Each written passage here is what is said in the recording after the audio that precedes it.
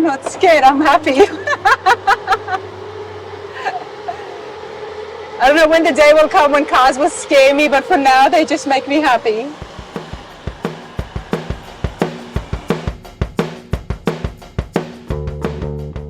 I'm trying to, this year especially, try to expose everybody out there to all the different things when it comes to classic cars, whether it's building it, restoring it, buying it, which is why we've been looking at the dealerships, Yes. as well as checking out and appreciating the beautiful collections.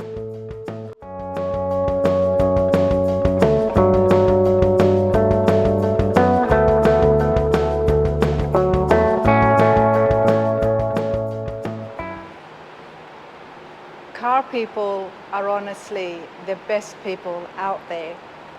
The nicest people that I have met, the most down-to-earth and the most charitable people that I have met has been in the car industry. You forgot good looking. And good looking, of course. That's why I stay around you lot.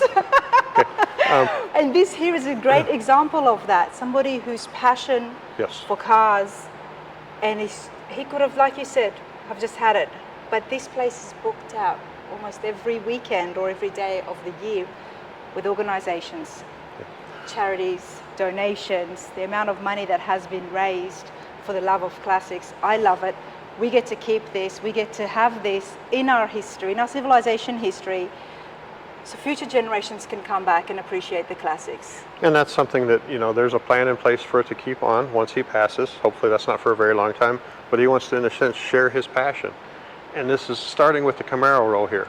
We've got a 2020 Camaro. This is a ZL1 Hertz edition. This was a rental car at the time.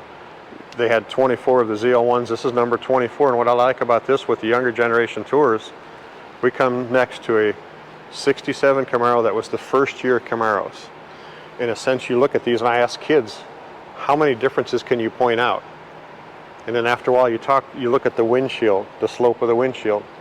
You look at the rear view mirrors, you know, the headlights, just the differences between the two, and the wheels and tires, and overall just the stance of the car. You know, and when you have them side by side, it's easy to show a comparison rather than me just sitting there talking about it, because they can see it for themselves. You see this and you can tell it's modern muscle. Yeah. And then of course, classic muscle that we all love.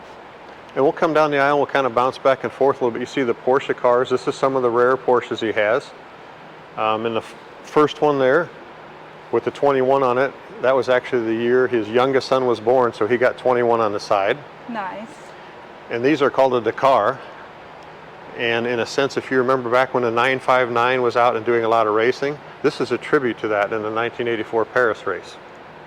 I didn't know that. Yeah. Okay.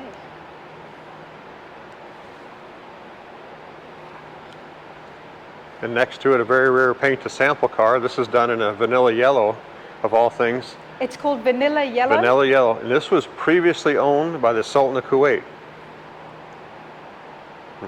Wow. In a sense, I'll have you come back over here a little bit and take a look at the interior on this car.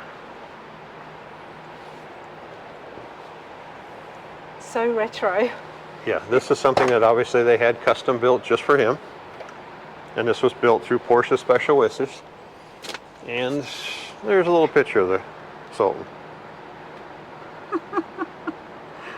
Whether that's your political affiliation or not, that's up to you. But you can even see the shifters wrapped in leather, the emergency brakes wrapped in leather. And this was his taste. This was his taste. And the other thing it reminds me of is, you know, having kids growing up, the little Tykes cars, they had the bright orange and yellow. That's exactly Absolutely the first thing that comes to my mind. I can see that, but you know what I love about the interiors is this thing right here, the wood here. The wood grain, yes. Yeah. But each to their own. I see more pistachio than vanilla yellow, but it catches your eye, and that's what cars are supposed to do. When they name colors on cars, you know, sometimes I think they were half drunk when they did it, or just pulling names out of the airs. But, you know, at the same time, they come up with some pretty creative names.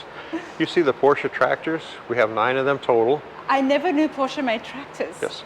They made them from 1957 to 1963. They weren't very popular in the US, but it was a piece of history from Porsche. And we have quite a few of the different models. They made them in 1-cylinder, 2-cylinder, 3, and a 4-cylinder, which we're going to see shortly down here. And they made different styles. They made a Vineyards model, which was a longer nose on it, and we'll come across that. This is a car, the 911 RSR. This is one when we have, in a sense, we may have a scout day or a kids day, and we'll give rides outside, you know, to safely cordon everybody off. And this is an open exhaust car, and this was one of the factory race cars that they had. Now, our kids would absolutely love that noise. Yes. Problem is the kids tend to get a little older and the parents want to go, which is fine, but we make sure the kids go first. See next to it in a 1979 930 Turbo Coupe. That car has less than 41 original miles on it.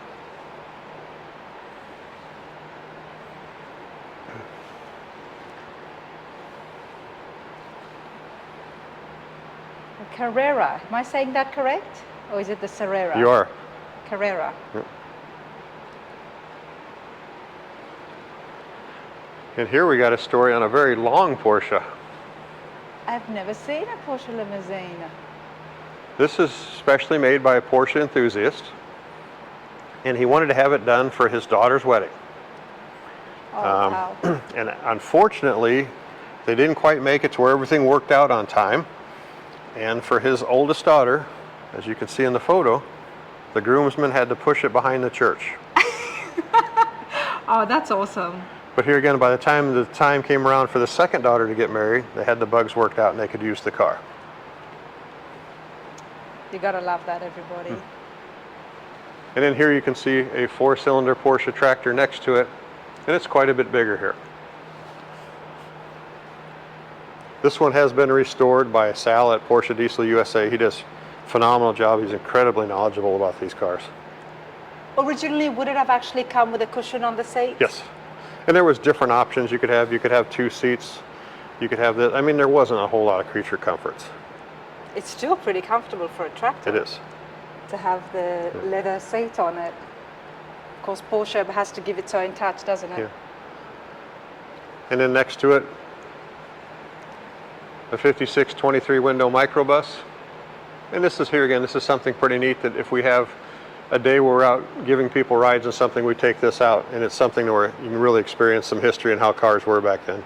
It's a big crowd pleaser with the safari windows, and it's got the 21 windows here. 23 windows. 23 windows. Yes. It's definitely very rare, very hard to find. We have been seeing a fair few Volkswagen buses and campers on the channel, everybody, but this is one of the most rarest ones out there. And this one here will come over to the side. Open it up. Excuse me for a second.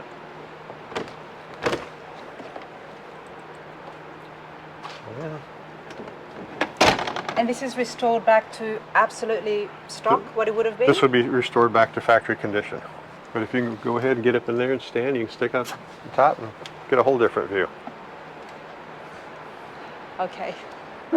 I'm going to come back inside the Volkswagen in just a second, but let me share with you my view up here of the museum, everybody.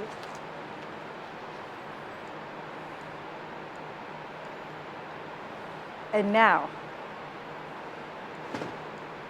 okay, I have to, there's an ashtray here, of course, a true classic car style.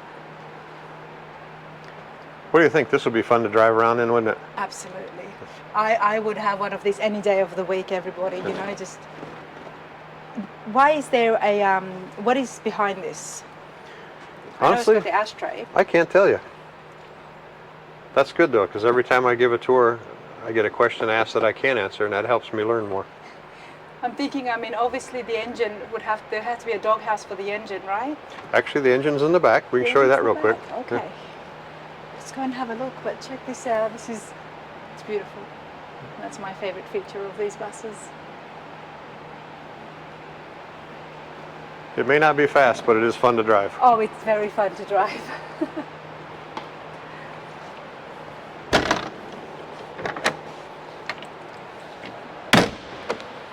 Okay, the engine's in the back.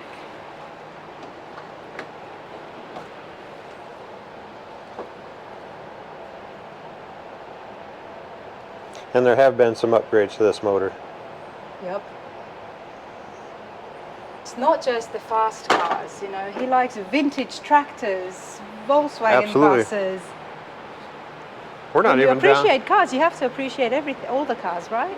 In my mind, you do. You can't say, "Oh, this is the best car. This is the best car." You got to look at what was out there and what was history.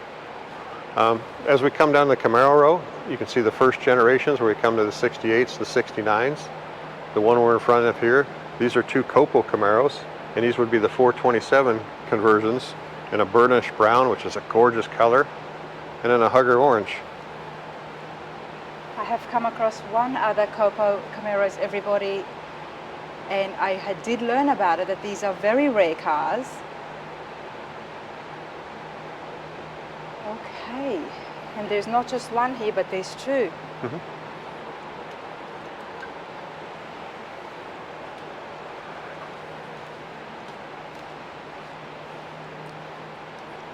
Initially, when I first walked in, I thought it might have just been Fords, but no, we've got some beautiful Camaros here. You getting tired yet? I'm definitely not tired. Something I like to share with you here, 1970 Z28 Coupe, and this is where they went from the first generations in 67, 68, 69. This would have been the new body style, or the second generation. I love the color on this car, and this is one that the Franklin Mint came out and photographed and measured this car, and in a sense did a model off of this car. Nice. Now, what do you think we got paid for letting them do that? Nothing. We got 3 of the models, so that wasn't too bad. I absolutely love the way it's been set up, everybody, because it really allows people like me who don't know too much a good look at the difference. Yes, and you think of how it evolved, and you could see how someone would like both styles. And it had to be a big change back then if you went into a showroom and said, whoa, I'm used to this. Or maybe Yeah. they're ready for this. And then you come from the second generation in these two right here, where you go to the third generation in the 84 here. And then we're jumping already over to the fourth generation in the 97.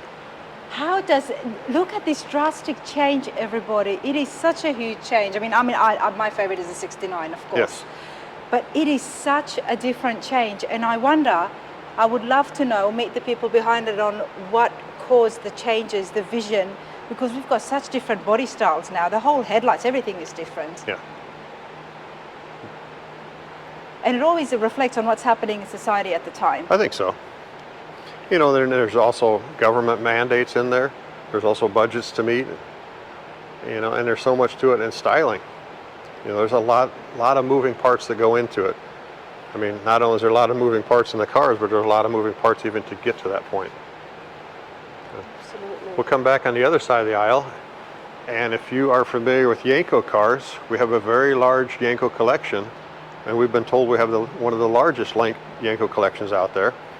Matt Avery has written several books on this and has come down and has actually personally looked at these cars, and it's super incredible to have the first Yenko supercar conversion right here in this 1967 in Granada Gold.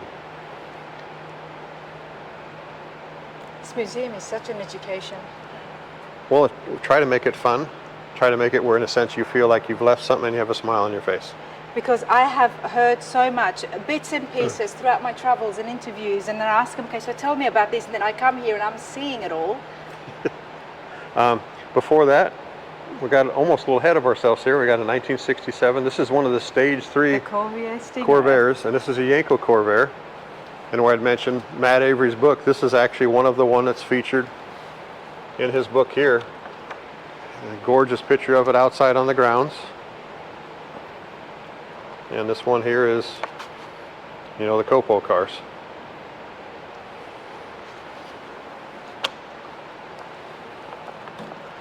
What I like, wonder the place is booked out, Ed.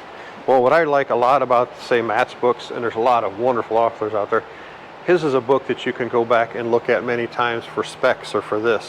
Where sometimes you get a book, hey, it's got a couple of great stories, okay, that's wonderful. But it's nice where those actually go back and look at again and again and again. Very low mile, 1968 Camaro Yenko here. This has less than 1,320 original miles on it. And this we actually took to Amelia, the concourse of elegance there. They had Amelia Island. Oh, nice. And this would have been 2017, and we won best in class on that one. I will be hitting some of the Concours d'Elegance shows this year. I missed out on it last year, everybody. No, that's an incredible show. A couple more 68s. Then we come to the 69s. There's actually 4 of them here. Olympic Gold, Hugger Orange, Le Mans Blue, and Dove White. This is one of my favorite cars in the collection here. I had a 69 out of high school. And this is his test mule, and it's also nicknamed Uno. And this is what you had in high school, Ed? Not as nice as this, but I had a 69 coming out of high school. Got the 427. And one of the things when Don took the cars and modified them with his team at Yanko Chevrolet, they re-rated them from 4.25 horse to 450, as you can see on the air cleaner, and that put them more in line with the NHRA, or the National Hot Rod Association guidelines for drag racing. And that helped with his tune and so forth on them. Never knew that. And then we come into some of the modern Yankos that are made by SV Engineering. And one thing, as you notice, and this is something we've learned over time, as you look on the upper lift, it's mainly newer cars. Why do you think that is? I have no idea, Ed. Why? Because they don't leak as much as the older cars. Makes sense. But we have, you know, 4 of the Yanko Novas and the 69 in the 70s here. This is a unique color in a Gobi beige. And this had the LT1 in it. Correct. Interesting.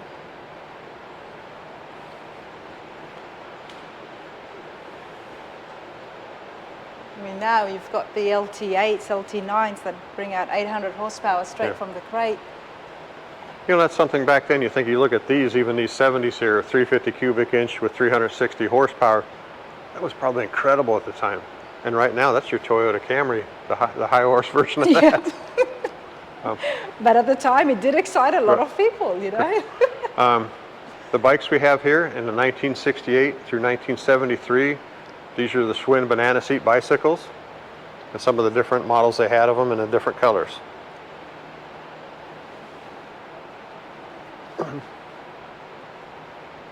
Lunar Ride. And you have heard of the wrestler and actor John Cena, correct? Yes, of course. Behind him, this is a car we got out of his collection, a 1969 AMX. This is a California special. Color on this what is... was his catchphrase? You can't see me. The neat thing about this is This was his car. This was one out of his collection, and this is actually called Big Bad Green, was the factory color for this one. Wow.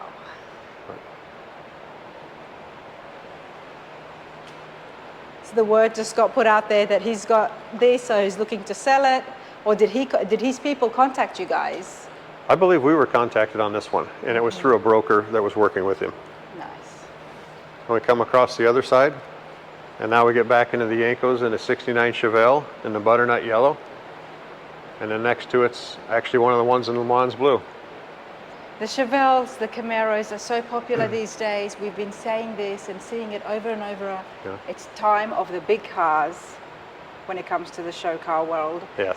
And to see all of these just sitting here in such immaculate conditions, it's pretty neat, everybody. I hope you're liking it, appreciating it. If you do, give it a thumbs up.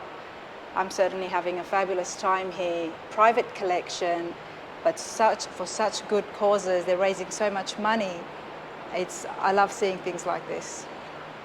This is something that Don was very innovative and always trying to get the new thing out there. In 71 and 72, he was trying to modify Vegas. This was one of the Vega wagons they had there. Unfortunately, they wanted to turbocharge them, and here's where we had talked about like federal mandates and guidelines.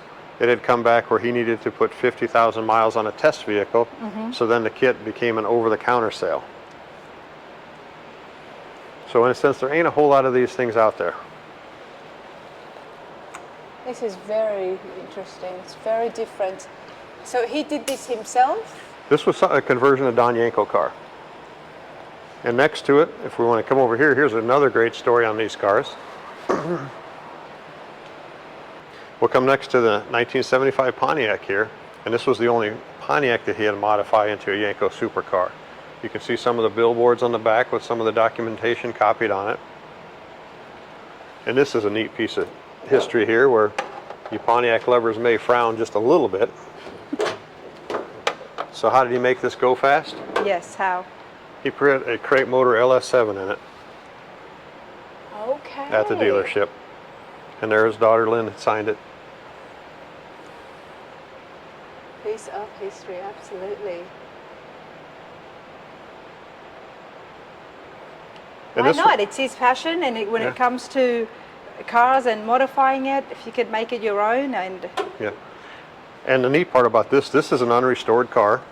I mean, you can see the paint has a few little chips and a few little scratches, but it's still in phenomenal shape. it really is. And we had talked about the 1967 having one of the first Yenko supercars converted. We're very honored to have that. We have the last car that Don Yenko converted in a 1981 Chevrolet Camaro Yenko Turbo Z. And here again, you look at how many changes were from 1967 to this. Unfortunately, Don Yenko's life was cut short in a plane crash.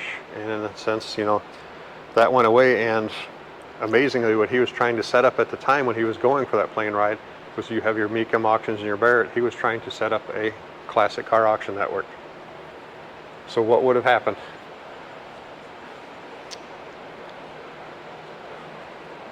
He would have, all of these might have then been on auction. It's Neiman Marcus Christmas catalog. Every year they have a staple thing, whether it be a ship or something like this. 2011, they sold Camaros. They put 75 of these where they could sold, and they sold out in a minute and a half. the Neiman Marcus. Now this is, I'm not from America, but that's Yes. the clothing department Yes. store. And then okay, so every now and then they'll do something completely different. Correct. And And this it's- one has 36 original miles on it. 2011, Yep. they decided to sell. And you can see the special color for it, the special top, the stainless trim around the windshield. This is beautiful, and it's a convertible as well. And before I forget, one thing that the viewers on the website, each car has a complete photo set. It would be 15 to 25 photos, and it'll have a write-up of it, and some of them have videos on it. So if there's something you missed that we're walking through, go to that, go to the Our Collections tab, and you can find everything you need there. Absolutely, the website is on the screen. Everybody, do check that out, and all the details is in the description as well. Because, like Ed said, I mean, for starters, I'm looking around, trying my best to talk with you guys as well. But this is such an experience, and I'm just enjoying it, having a fabulous time. So I hope you're appreciating and being able to keep up with all the information. But if not, do check out the website. Well, the good thing is you can watch it again and again and again if you miss something. Exactly. Here's where we're starting with the pace car area of the museum. This Mark has 1955 Chevrolet pace car. They built 10 of these, and this is one of that 10. Extremely rare car, very, very well done. And you can see this is super good looking. Oh, it's beautiful. I love the Tri-5s. This is one of only 10 ever made, everybody. Yeah. And some of the things you look at that I think is pretty neat is we can see the program, some of the pit badges. You know, so some of the documentation that he has with the cars is just phenomenal. We are going so fast past everything because I'm trying to get as much as I can. But I mean, people coming here, they can really spend the entire day. You can spend a lot of time here, and a lot of the time is hey, if you don't catch it the first time, come back for another event. Exactly. Okay, so you mentioned that I'm standing right here in the middle. We've got the Chevrolet sign. We've got the Chevrolet sign. We've talked about the 1955 pace car. And how long is an eighth mile? I have no idea, so I work in meters and kilometers. Go on. Give you an idea, from this sign to the back door is 500 feet. From the back door to the shop is another 160 feet, or 660 feet an eighth mile. So we're going to bring that up here in a little bit. Also, we're going to talk about this Ford retractable before we get into the pace cars. Okay. On the retractables they made from 1957, 1958, and 59, there's 19 solenoids that run this top up top of the trunklet here. In that wiring, if you were to lay all the wiring out of all them solenoids, it's 680 feet. Actually just a little bit longer, just to run all this top. So. Wow, that is something that did not come up in our exclusive interview at the Rod Run recently, where we did see a Skyliner, which was done really beautifully as well. That's where I learned that that is the Well- trunk, that bucket. Sometimes through failure, Wow. you learn things. What I mean by that is we took this particular car to Amelia Island, backed out of the trailer and do anything, and the top sticks up. All of a sudden, we're technicians, so we got to learn that. We're gonna- 600 feet of wiring. Okay, thank you for that. Yeah, that's just in the top part. That's not the rest of the car. And in a 58 Ford retractable here,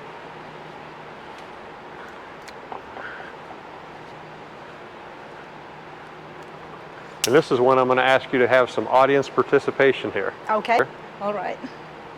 And they talk about cars with transformers. And what I'm going to have you do, if I can go ahead sitting there and then turn the key to the first click. Oh, this is so nice. Yes. Keys on that side. Just the first click? You go ahead and light the dash lights up. There you go. And then the button right underneath the dash there with a little chrome around it. Down one. Pull it towards you.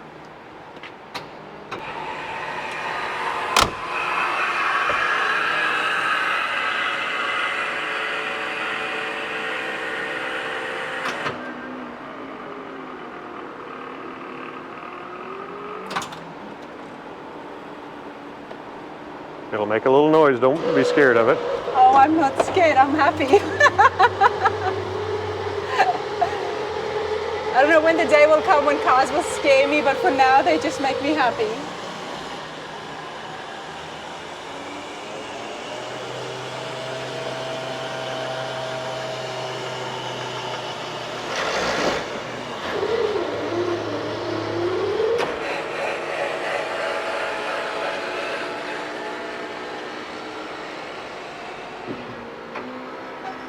And I let go. And there you go. Go ahead and turn the key straight up.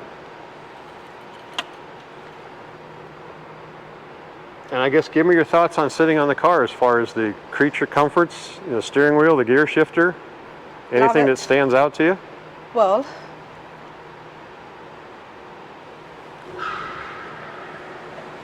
there is air conditioning here, which I'm guessing they did have air conditioning at that time. But this is so beautiful, so comfortable. Now this is a 57? This is a 58. A 58. They made the retractables 3 years, 57, Okay. 58, and 59. And power steering, Power steering is pretty decked out as far as creature comforts, as far as power steering. air conditioning. Yes. I love these old clocks. And one thing here, And you've got defrost and wipers. yes. And of course So pretty a fancy lighter. for the time. One thing here, I'm going to have you focus on the radio for just a moment, and you see between the 5 and the 7 you got a little mark. Yes. Between the 12 and the 14 you have a little mark. What does that mean? That is actually part of the nationwide counter-riot defense system. And what I mean by that is at the time when there was nuclear age and nuclear problems in the world at the time, if there was an issue or something the country felt you needed, if you lived east of the Mississippi, you turn to the one between the 5 and the 7. If you lean west of the Mississippi, you turn to the one between the 12 and the 14, and that would give you instructions on what to do. National news, like emergency broadcast. It'd be for imaginally for a nuclear event. Now at that time, I guess my feeling is I'm not too worried about the radio. Nobody would give you information on where to evacuate and such. But right there, I'm going to have you give me your opinion one more time. I'm clear at the back of the car now. That's a long ways to go. It's the size of a pickup, isn't it? Yes, that's a good way to put it. I mean, when I see this, I feel like it's the size of a pickup. It's a short bed pickup, Yep. but a pickup nonetheless. And also, if you look at the door panels, you look at the styling at the time, and you look at the sill plate.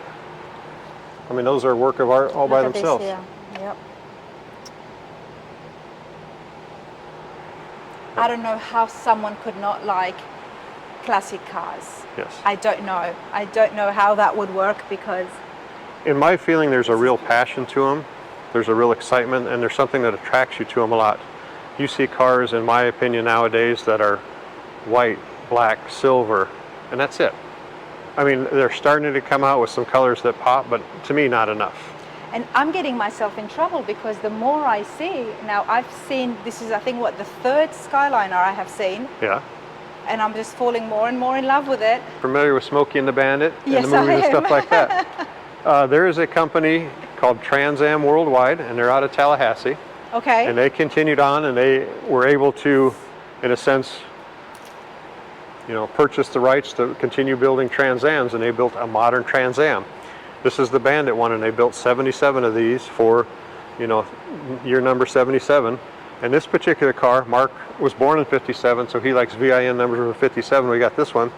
And we were fortunate enough, if you can catch the dash here, before Burt Reynolds passed away, we were able to have him sign the dash. Oh, that would have been so cool. Yep, there it is, his autograph, everybody. A modern day Trans Am. We all know about Smokey and the Bandits, no matter how many times you watch it, it still makes you laugh. But this is very neat. Now, I do like it when companies out there do make reproduction of the classic cars. I appreciate it as somebody who likes classic cars and the looks of it, and then to have this happen from big, massive companies, they're keeping it alive, they're keeping the culture going, and they're letting other generations, younger generations, appreciate it. Because this is something that a younger person would like to see. This was something you like to see, and they did it very tastefully. They started out with a 2015 Camaro, and they produced over 350 of their own custom parts. And you can see one of them would be take the fender inserts, and all that to it. And if I can have you walk back to where the taillight is, it's really well done. And Todd Womack and his crew there, they do a nice job. Keith, the lead painter, fantastic work. And you see little touches in it when you really start looking at it. A 20-year-old would come to this and say, wow, that's a pretty cool car. What is it? And then you also and boom, think... then they learn about history. Oh, absolutely. And you think at the time, oh, wow, we got a 6.2 liter motor in it. This actually has an LSX motor in it, modified by them. And this will produce about 870 horsepower. So this is a lot of fun to drive. I'm loving these rims. They go so well. Keith is a master painter there. And if you look at the bird on the hood, this is painted on. This is not a decal. And you said it was called Trans Am World? Trans Am Worldwide in Tallahassee, Florida. Worldwide, okay. Now they're done building this edition of them. They've already sold out of the 77, but they're building other cars.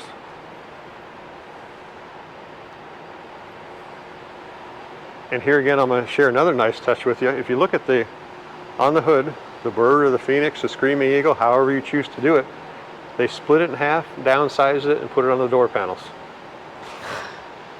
Very creative. And we can open this once you get a little better shot at it.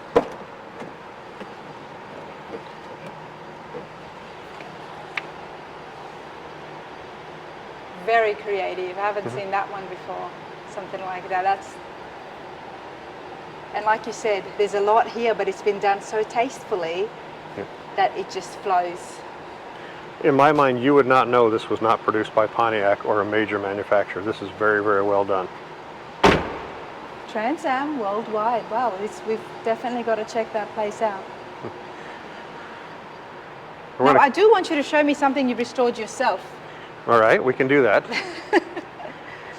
Come over here to the early Corvettes. We're coming by a C2, which is 63 split window, which is a unique and rare car in itself. But on the other side of that's a 1954 Corvette. And this is one that I'd restored back in my shop back in 2006, 2007, and then we actually did a refresh on it once Mark purchased the car. Wow. This is, in a sense, Corvette where it all started. But you look at these, 53, they did 300 of them, all in polo white. 54, they had a few more colors, and 55, they had a total of 5 colors. The bodies were basically the same, and at that point they realized they had to either modify things, or at that point they were going to fall behind the Thunderbird and everybody else. But what I'd like to show you on this is how basic and straightforward this car is. How big was the restoration for you? What did you start off with? How did we start out with? We basically had a complete car. It was just very tired and needed a lot of work. The nice thing is that it wasn't damaged. It just, in a sense, it needed a refresh.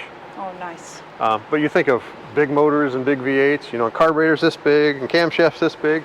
This thing here, they started these out with an inline 6. And that's what it was like back in 54? In 54 and also in 53. In 54 it was 150 horsepower. Mid-year change camshaft, they had 155 horsepower. However, at the time, if you think of like the XK Jaguar 120s, horsepower is right about in the same area, and they were trying to compete with. But you can see this has the 3 one-barrel Carter carburetors. These are the carburetors right here. And can you tell me which one's the lady carburetor? I have no idea. Well, actually, it's actually the center one is the brain carburetor, or the main idle part of it. It's the one that runs the show. The one that runs the show. Okay, so this gets the main, and then these are just for backup? No, they actually all come in pretty closely, but the idle's based off the center one. Okay. Okay, but you look at even the brake system at the time. There's a very small master cylinder, and you've got one brake line on it. If something were to fail, that's it. You're down to your emergency brakes. And that's what I love about the Corvettes and the engineering behind it, is they were always looking, one, for European inspiration, but Right. also they were looking into the future. Correct. Because a lot of the other cars, things were a lot bigger than what they were going for. And you see this car, I mean, we've restored this car to a very high level. It looks very nice. Got a picture there. What is this? This is Dawson, who you met out in the shop. This was him back when he was helping Dad in the shop. Oh, that's your son. Yeah. So he didn't just go to college to do the automotive Well, stuff. He's basically grown up with it. He's grown up around it. He has a true love for it.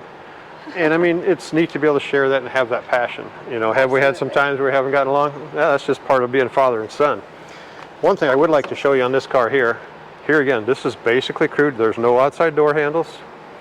There's no roll-up windows. These are actually a fixed window where you just set the window in. And to get into the car, you had to turn the vent window, reach in and open the door. So in that sense, it's a roadster, It's a roadster. but it came with the option of having the window that you could put No, on. the windows were part of the side and it had a convertible top. Okay. But it's not a fixed coupe or anything like that. And here again, as it went farther along, there was removable hard tops up to 62. And then when you went to the next generation, 63, there were coupes or hard tops. Okay. Okay. But I'm going to ask you something here, if you don't mind. I'm going to go ahead and have you sit in this car, and then I have a couple questions for you. Go for it. I'll do my best. And you're going to see how much room there is not. I know there is not. I love sitting in these, and I know that it's very tight. Now, I'm not a very big person. How but tall are you? 5'4", I think. Okay. Now, as you see this right here, you are basically, let me set the hood down. These were so small. Your eye line is basically the windshield chrome rim right there. Yeah. Now, these would be fun cars to drive. Not very fast, not very powerful. Could the steering wheel be tilted at all? Steering wheel's fixed steering wheel. And this is where it's on me. It's on my thighs, Yes. everybody. Yes. So, Yeah. But if you look at it here again, it's basic. You have your, your clock, your oil, your battery, your tachometer in the center, your temperature, fuel, and then your radio AM with a Wonder Bar. You've got your one speaker here. And I mean, it's pretty much basic. It's One beautiful, interesting this, though. if you look at the shift pattern on it, yeah. if you see where park is all the way to the back and reverse is all the way to the front. Mm-hmm. But no, as you look at this, it's backwards. it is. The steering wheels, as the bar comes across around the ring there, and let me shoot my pointer right here, but right in this area on both sides is usually where they crack, because there's some little room as people get in and out, they would pull on those. Oh yes, of course. And is this a console? This is actually where the convertible top goes, Yep. But what about this? Is this and that's storage? the button. That's the button to open this. Okay. So Okay. pretty crude. And actually, what I'm going to do right now, let's see if we can. I'll have you hold that for a moment. And we have the convertible top being redone right now, but that's where it actually would come down and fold back into there. Yep. This is a beautiful restoration job. Can we put it out there? Okay.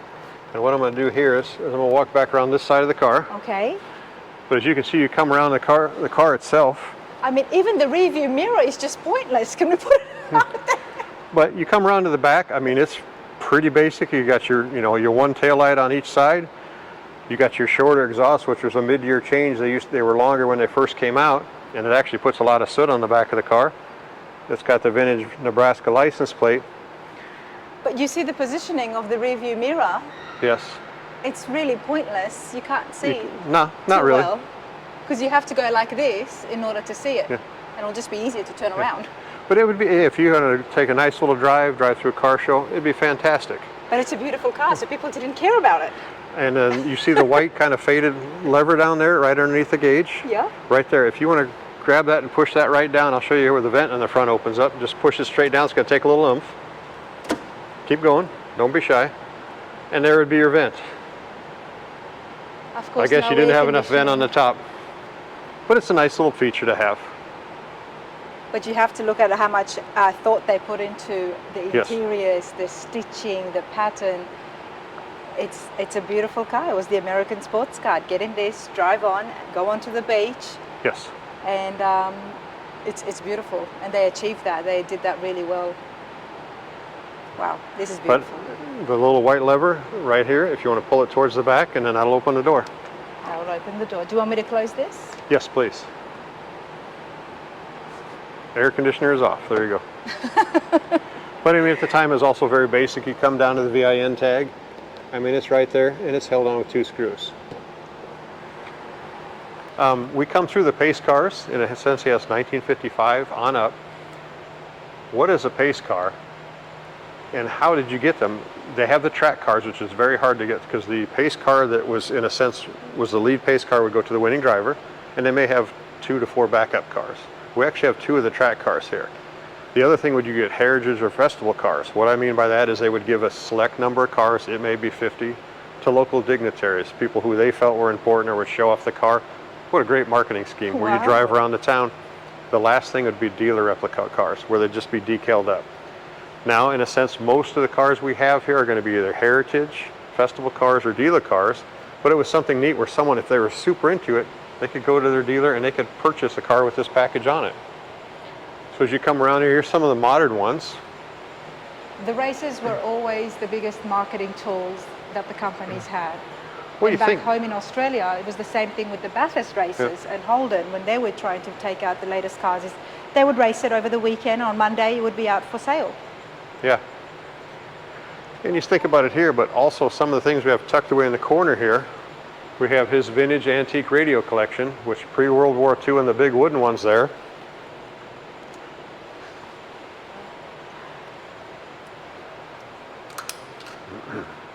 How big this one is, wow. That's from 1936. Yes. And you think of modern stuff with your earbuds and your vehicles you get in and the, the radio will play right from your phone or something like this to right here.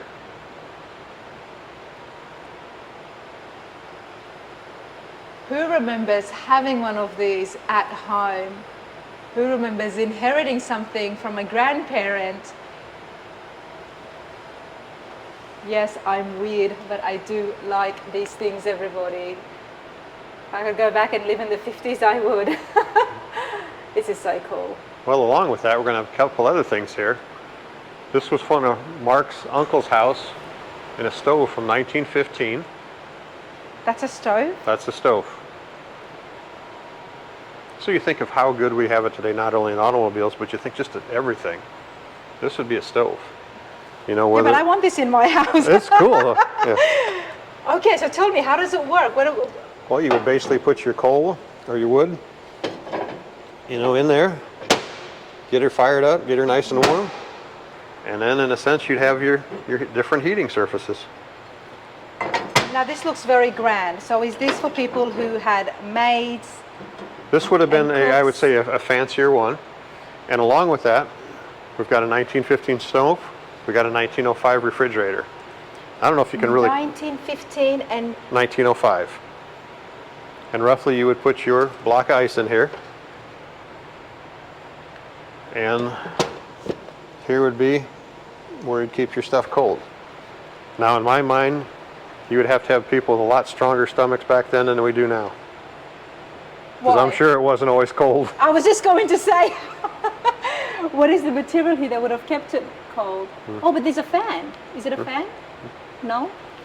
It's just to spin it around. In a sense, that it would just allow it to come down. As it would come down, it would keep the cool air down. Okay. But the concept was there. This is where it all began, everybody. Yes. Behind that would be, in a sense, this is a super cool, this is one of the track cars in the 2001 Olds Bravada. This was the first year that an SUV was a pace car for the Indy 500 race. And if you look at the lower corner of the driver's side window, we've got a number 2 in it. This was the backup track car. This still has all the modifications done to it as race day. And this we were actually able to purchase out of Kalamazoo, Michigan. So it was a neat piece to have.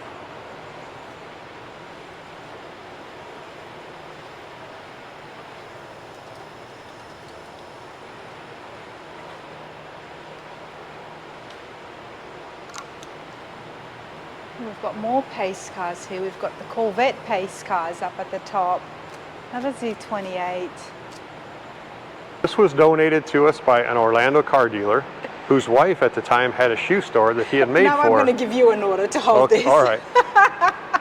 But something like this, he wanted it to be able to go to someone that would appreciate it and donated it to us for our first breast cancer awareness. That was Oh, our I first love that. fundraiser. And he, you know, Can I go in? Is that what the Absolutely. stool is there for? now you can either sit in the bottom, or I would suggest the queen seat up top. Absolutely.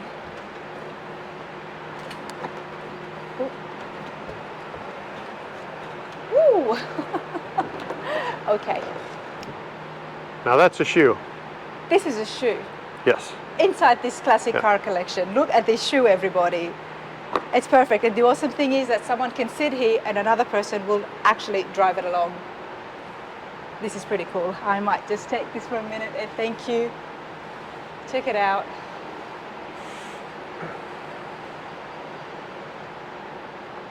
This place is big and we have missed a lot of cars, but you have to plan it and come over here, attend one of the events and check out the museum because it'll be well worth it. Ed, I gotta get down. Okay, let me grab the camera. I'm going to be a gentleman. I'm going to look to the side because that's just how it is getting out of there.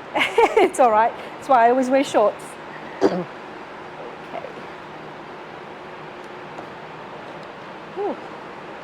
This is very cool. We've got some of the earlier Chevys here. Yeah, 70 LS6 Chevelle, 69, they call them a mutt car Chevelle. This is one of my dad's favorite cars when he comes down to visit, 1966 Biscayne. Chevrolet Biscayne.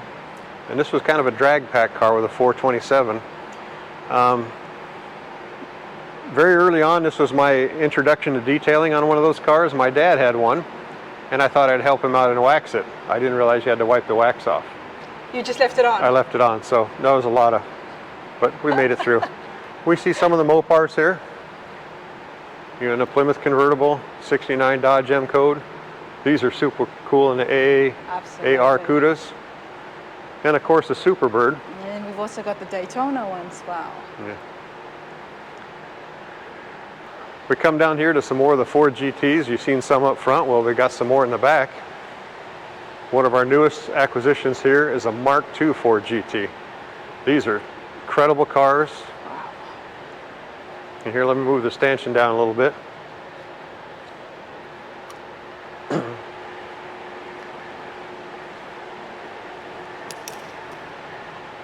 I'm going to come over to this side here. And you remember when we opened the door up front to the Alan Mann car and got to take a look Yeah. in here. If I can have you come around the corner here. This is going to be how much difference between the street car and not the street car. Wow.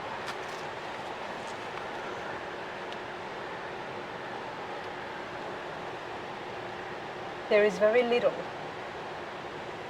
Check this out. Wow.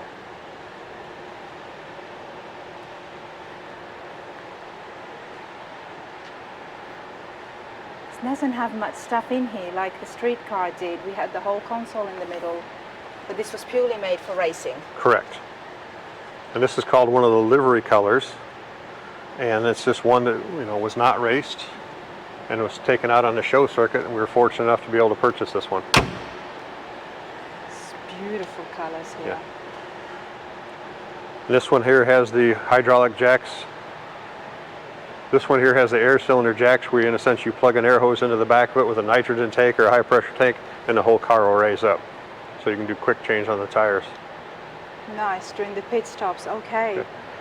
We're going to come over here, but this is one thing we're very, very proud of in the corner, is our military display. We feel very thankful and very honored for the people in the military and have served our country to have the life that we have today. And Mark, in a sense, want to say, hey, let's get a firearm from every conflict the United States has been in, the kind of show of how the firearms have progressed over time. And here again, what people went through. Right, from the Revolutionary War. Yeah. A musket, you know, you read this on paper and then you can see what an actual musket looks like up close. Yeah. And then you've got the Civil War, Spanish-American War. I actually did not know about that. And the tank we're outside in, there's a military show for the tank. Wow, Yeah. that's a big one.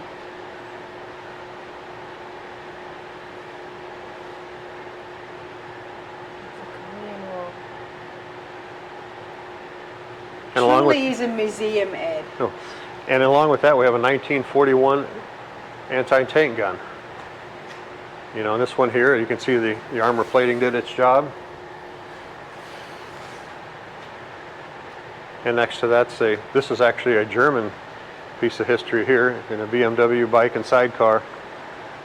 And this has been decommissioned, but this is a nice piece. So one person rides it and the other one sits facing back? You can actually have as many as two there, and you could have one sitting inside here. Facing the back?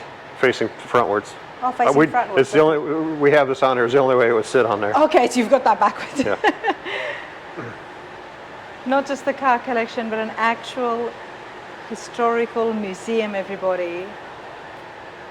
As we come to this car here, this is a 1970, this would be an Indy car. Okay. This is one of the other cars that is not owned by the museum, but is owned by Crocky Peterson and their family. And his desire was to have children be able to sit in this car and enjoy it and see what it felt like. Nice. He bought this car in '72, and at the time his family had a Pepsi Cola Dr. Pepper dealership or distributorship. And Dr. Pepper had 38 ingredients at the time, so he numbered his car 38. He did some races. He did not qualify for the Indy 500, unfortunately, but he did race the week after in Milwaukee, and that was the last time it was raced. So we've polished it, cleaned it up for him, but you can see it's as raced, chips across the front and everything else. Yeah. And then we come down here a little bit. We got the Viper collection of the era, a Viper truck, and some of the Vipers, you know, going clear from 1992 all the way down to 2017. And there's some of the rare ones here. This is VIN number 1, the GTS R Coupes. You come with a Viper competition model. If you're a Cincinnati Bengals football fan, you'd probably like that one. Joe Burrow would love that. I bet. It's beautiful. Yeah. And it's neat to see how they evolve, and it's neat to see the colors. You know, a Viper Violet, how often do you see that one? Never seen so many Vipers in the one spot. Never seen so many Mustangs in the one spot. Yeah. Or Mopars, or classic Fords, or the GT collection. Wow. The last 12 Vipers were paint to sample, and this is one of them right here. This is actually just a red that was picked out, and it's a gorgeous color on this car. It's complemented so well with the gray. It is. You know, in some things you may ask yourself, how has he acquired this many cars, and also, you know, through auctions and stuff like that. But it's, you know, a lot of it were contacted, and it could be anything from death in the family, divorce. This particular one, when COVID hit, this gentleman had a lawn service up north, and in a sense went belly up. So we were able to purchase that car to him. Mark was very fair with him. He's not someone that's going to go in and lowball him, but he was very fair with him, and so we're very fortunate to have that car. Quick little bit of Daytona and Superbird history. We've got a '69 Dodge Daytona in the first wing car here. You can see the 18-inch nose on the front, the wing on the back. These were the first cars, in a sense, after they were modified for racing, would go over 200 miles an hour. In a sense, the DOT, or Department of Transportation, said, well, if you're going to make a road car out of this, you need to put a front bumper on it. So, in 1970, when they did the Plymouth Superbird, they said, okay, you want a front bumper? We'll give you a front bumper. I don't know if it's going to do anything, but there it is. I bet the guys had a lot of laughs while building this. Okay. They want a bumper, we'll give them a bumper. You know, Hemi Cuda, that's a gorgeous color combination, especially with the white interior. Yeah. And this is a car we've been invited to Mopars in the Park this year in Minnesota, that we're going to take that up. It's the weekend after Memorial Weekend. They're trying to get one of each of the production colors up there, and Wes, who has a part of the show, reached out to us. There is so many beautiful cars here, everybody. But we'll come down here a little farther. We've got this is actually his Thunderbirds and Tri-5s. He has his 55 through 62 row. This is a 1959 Ford station wagon, and this is a two-door station wagon. And why does he have this? Because this was something that his family had growing up, an exact duplicate to this. Nice. This would be where you get the brothers and sisters, the canoe in the back and the dog and the cat, and you'd head out to the lake. And does that have the third row facing It the does, back? where they flip to the side, and they wouldn't let them do that today. Nice. But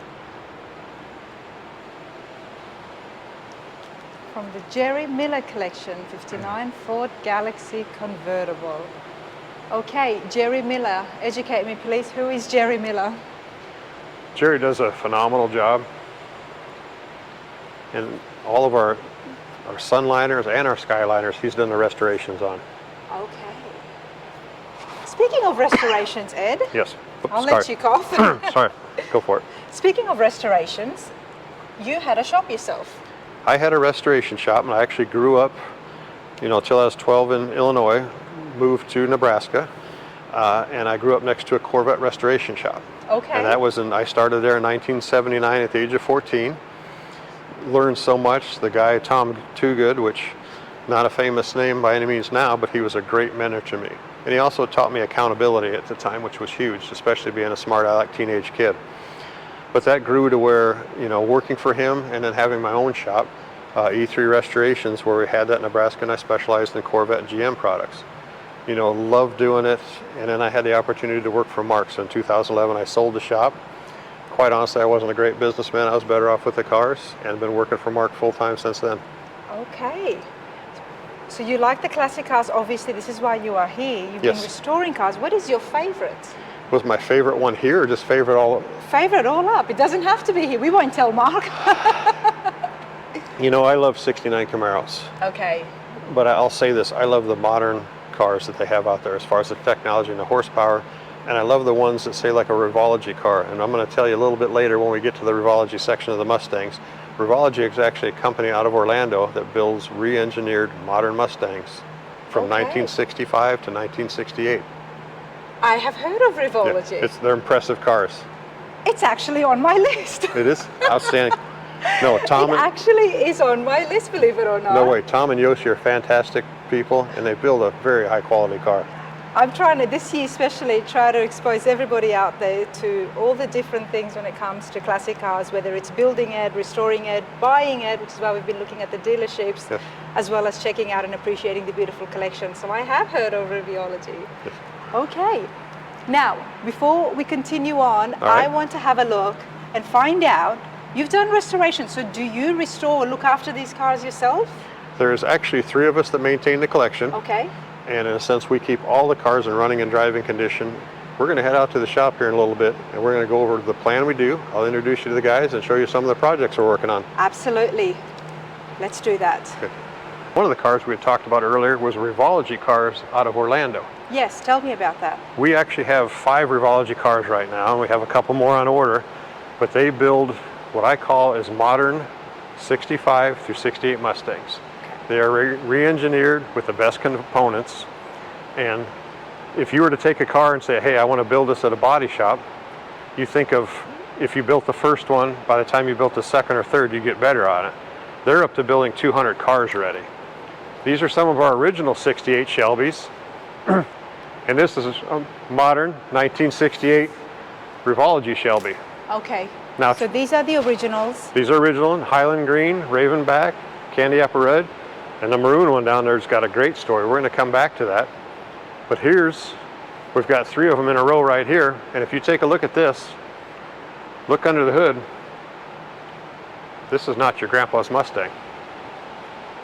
Oh, it's got the Route Rider in it, of Yeah. course. And these are officially licensed through Ford and through Shelby. It is right here. And another thing that Tom did that I thought was brilliant is this is all modern. This is done with a lot of standard procedures or SOP sheets. You could take this to a Ford dealer or mechanic anywhere, and you can plug this in, and you're going to be able to read it like a factory Ford one. Everything in here is modern. Excuse me. Yeah. Everything in here is modern, and it's the best you can get. You look at the fit, the finish, and what I'm going to ask you to do is open this door handle and tell me what you think of how these doors open on these cars. Like a new car. It is. And if you come inside there, Oh my goodness, wow. I mean, the console is something they added, and that's just to keep their electronics in. But it is, you feel the seats on it and everything else. Wow.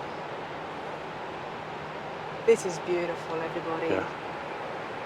Now, do you know the price of this? So I knew the price of this. These are going to be in the mid 300s. Mid 300s. Okay. And there's a reason why I asked you for that, because there is a lot of, from the engine alone to the interiors and the craftsmanship and the fabrication that happens with the panels, there's a lot of hours. Well, you think if you were to take a car to a custom shop or a specialty shop, hey, I want to build this. How many thousands of hours is it going to be just in labor alone? And say if your shop rate's $100 and say if your shop rate's $100 an hour and you've got $2,500. Hang on, let me. No worries, take your time. We'll be finishing up soon because I don't want the battery to die midway talking. You think about this if you were to take it to a custom shop and say, hey, build this for me, this is what I want. Yes. You know, a lot of custom cars or restorations, you can get a couple $1,000s in very quickly. So say if your shop rate's $100, you got 2,000 hours, there's 200,000 there. Yeah. You haven't even bought any of the parts yet. Yeah. So is it a lot of money? Yes. But what you're paying for is a very high quality product. And the beauty part of this is a coupe right here, a GT500 KR. This is their very first convertible in the GT500 KR convertible. Now the next question, and I'm getting my questions about Revology through you. No, that's all right. How long does it take? When they first started their company, obviously it takes time. It take a couple of years to build a car. Yeah. They have the process down to 6 months or less. 6 months or less. Okay, we're going to leave that for another video because I'm very curious about the place and I do want to go and do a shop tour. No, they are fantastic, very knowledgeable. They have over 130 employees, and it is an assembly line. I mean, you know, you build from the body to the this, to the drivetrain, to the interior, and you've seen how well the interior is done to the paint shop. Okay. Sorry, just like. No, you're fine. It's the. I want to share this car with you. This is a super rare car, and it has its own story. 1968 Shelby convertible KR, and this is actually filled. Hang on, start over a second. I want to share this super cool story on this, and I think you'll be able to appreciate it once we get through it. 1968 Shelby GT500 KR convertible, and they built 3 of these in this royal maroon color. 2 coupes and 1 convertible, and this is that convertible. This was not a Shelby production color during '68. How did it happen? Joan Sherman was Carroll Shelby's business manager at the time. It was her favorite nail polish color. So Carroll worked his angles with Henry Ford II, and now we got this painted. But this has also featured in the book, One of One Muscle Cars. Kind of a neat story on it. So, and there's actually a picture of Carroll and Joan Sherman right there. And what the story is, happy wife, happy life. Nice. So. This is beautiful. And if you have any interest in that book, it's through cartex.com. Look at the website for the events and get yourself down here and have a look at it in person. And then you will understand why I could only show you what I showed you. So I hope you've liked it. Ed, this has been absolutely phenomenal and I've appreciated every second of it. I'm very glad you did, but we've got one more surprise in store. What is it? So we're going to go ahead and kill the camera for a second. We're going to turn it on in about another minute. Okay. Look at the surprise that Ed had for me here, everybody. This really does it justice just to show you how big the museum is, how many cars there are. Oh, I'm glad you brought me up here.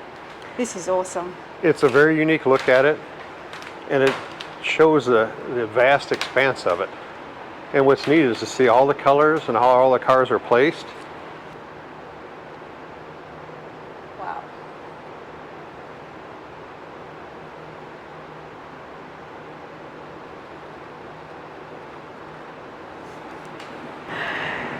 This has been such a trip, everyone, honestly, from the shop inside, the hot rod shop, to the history that I have learned I had no idea about, to the number of cars that I had never seen before.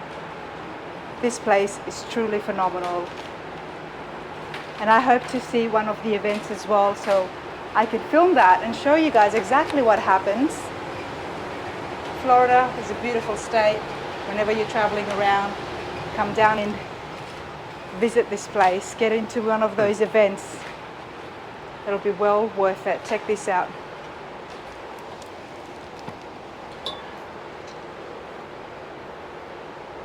But no, even being here every day, I mean, I'm still in awe when you look at all the colors, you look at all the history here, all the stories behind the cars. And even on a personal level, everything I've got to learn, experience, and all the relationships I've got to build. I mean, it's incredible to be a part of it. And hey, we don't live in a better country in the world. I mean, we're at the American Muscle Car Museum. We sure are. Ed, thank you so much.